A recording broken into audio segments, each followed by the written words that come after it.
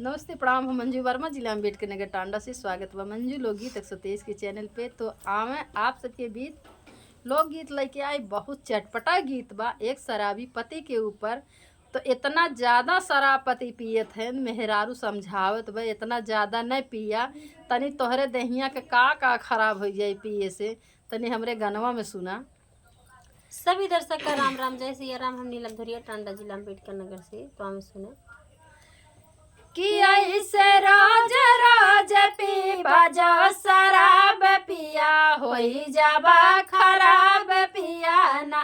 कि ऐसे रोज रोज पीबा जो शराब पिया होई जाबा खराब पिया ना। खराब पिया ना हो खराब पिया ना, खराब पिया ना हो खराब पिया ना। कि ऐसे रोज रोज पीबा जो शराब पिया होई जाबा खराब पिया ना। कि ऐसे रोज रोज पीबा जो शराब पिया होई जाबा खराब पिया ना। तने देखा इतना ज़्यादा पियाई करे के बाद कौन चीज़ पहले गड़बड़ होत है शरीर में, आप लोगन ध्यान से सुनिए। कि सबसे कोमल होला पाट जे का कहल जाला हाट। कि सबसे कोमल होला पाट जे का कहल जाला हाट।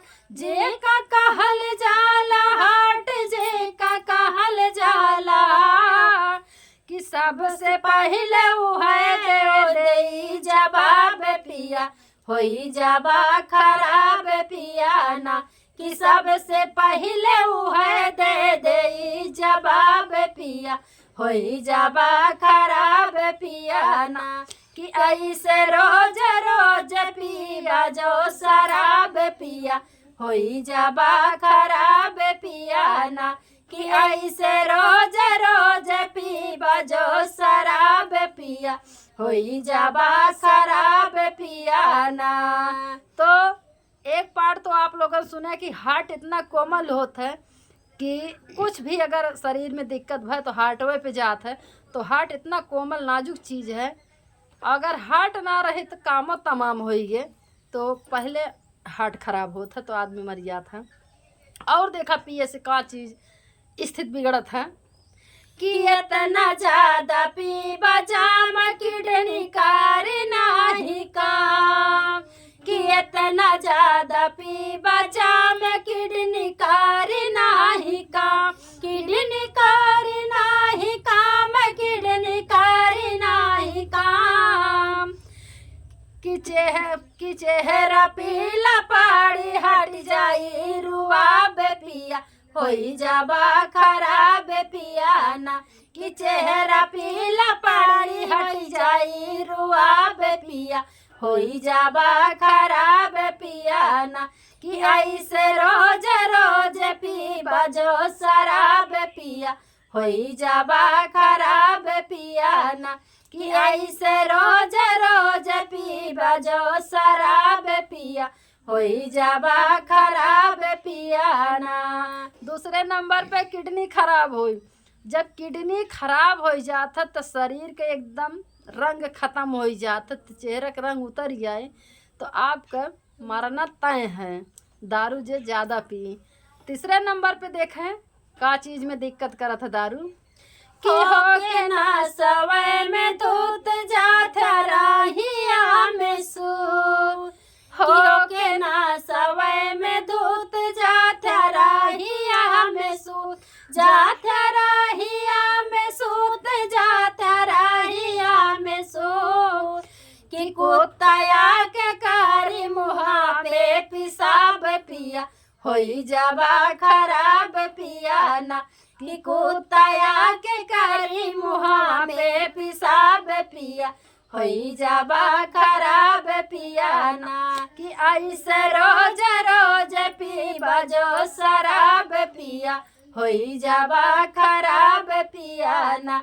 कि ऐसे रोज रोज पीबा जो शराब पिया होई जाबा खराब पिया ना। तो तीसरे नंबर पे अगर ज़्यादा डोज हो जात है भैया लोगन, जो अगर इंजेक्शन लगाओ थे ज़्यादा हो गए तो वो नुकसान करत है, शरीर में दिक्कत पहुँचावत है। तो वैसे जब दरुइयो शरीर के हिसाब से ज़्यादा हो जाए पी लेबा, तो चाहे जहाँ नाली में, रास्ता में, चाहे जहाँ भी अगर गिर पड़ा है तो कुकुरा कहूँ अगर आवत बना तू जानी ऊँच में कोनो भिटवे है साला तो भैया कुकुरा ऊँच जान के मुँह में तोरे मूत के भागी जाए। ये कुत्ता ऐसा चीज़ है जहाँ देखा तहाँ मूत दी है, तो बहुत खराब जानवर हैं।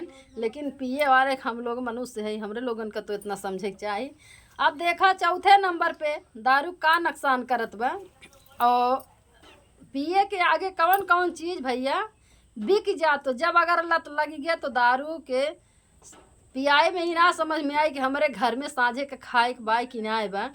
तो देखा का बेचत हैं कि नथिया झुमका और बाली भी के लोटा और थाली, कि नथिया झुमका और बाली भी के लोटा और थाली, भी के लोटा और थाली, भी के लोटा और थाली, कि पैसा रही ना लगावे के खेजाबे पिया होई जाबा खराब पिया ना, कि पैसा रही ना लगावे के खेजाब पिया होई जाबा खराब पिया ना, कि ऐसे रोज रोज पीबा जो शराब पिया होई जाबा खराब पिया ना, कि ऐसे रोज रोज पीबा जो शराब पिया होई जाबा खराब पिया ना। मेहरारू के तन पर का कपड़वा बेच डरी है, गहना गुड़िया तो दूरे पर कपड़वा बेच डरी है, मेहरारू लड़कियां बेच डरी है खाली दारू पिए के चक्कर में। भैया